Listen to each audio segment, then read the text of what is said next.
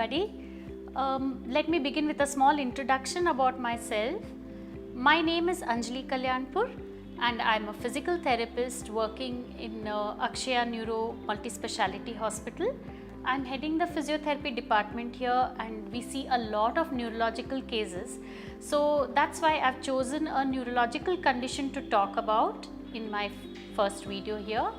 So the topic is Parkinson's disorder and rehabilitation. Now Parkinson's disorder is also commonly known as shaking palsy. It is a condition where there is degeneration of the central nervous system which is caused by dopamine deficiency in the brain, and heredity and environmental factors also have a role to play, and among the other reasons.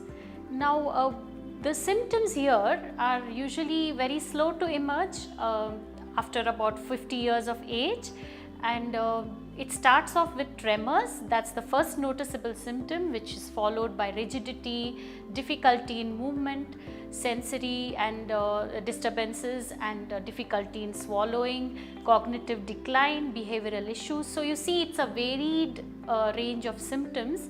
So here at Akshaya we provide a multidisciplinary approach to these patients, and today I'll talk about the physiotherapy aspect of managing these patients. So the main goal here with my team members and me is that we need to preserve the functional independence of the patient. Now how do we do that? I'm going to pick and choose the three main difficulties these patients face, and accordingly what are the simple ways in which we can help tackle these or help the patient deal with them. So the first one being tremors and rigidity. Now as soon as this condition is diagnosed, of course the right medications have a large role to play, and also the physiotherapist starts off with a collection of exercises for the patient which will help them to bring these symptoms to a minimum. Now in those, the main exercises to be done are slow passive stretches or slow passive movements of all the joints. Simple, you give a slow, help them with the slow movements for all the joints, and active movements also to be encouraged, along with some stretching to maintain the flexibility of all the joints. So this will help them to have flexibility in their movements and also bring down the rigidity and tremors. Now the next problem that is encountered is the posture. Now as you can see in this picture, Parkinson's patients develop this typical posture where they have a forward stoop or a hunch, and the elbows are also bent, they are bent at the knees. So the first step towards improving their posture is awareness. And how can we do that? At home you can ensure that the patient is shown the mirror and he's been made aware of how his posture is. Also the family members play a large role in reminding the patient or correcting the patient whenever they go into this posture. Overhead arm movements, shoulder stretches at the back, shoulder extension like shown in these pictures also help to a great deal.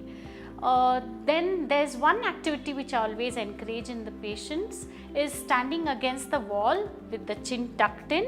So this, if done through the day frequently, it helps to straighten their spines, and you can encourage them to maintain the position and walk after standing and holding that position for a few seconds. So this is about the posture care. Now we go into gait.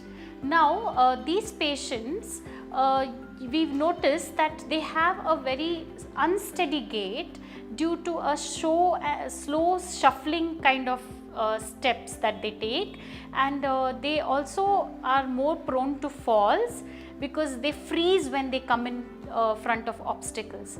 So we also see a loss of arm swinging movement, which makes it even more difficult for them to walk longer strides. So how do we retrain their gait?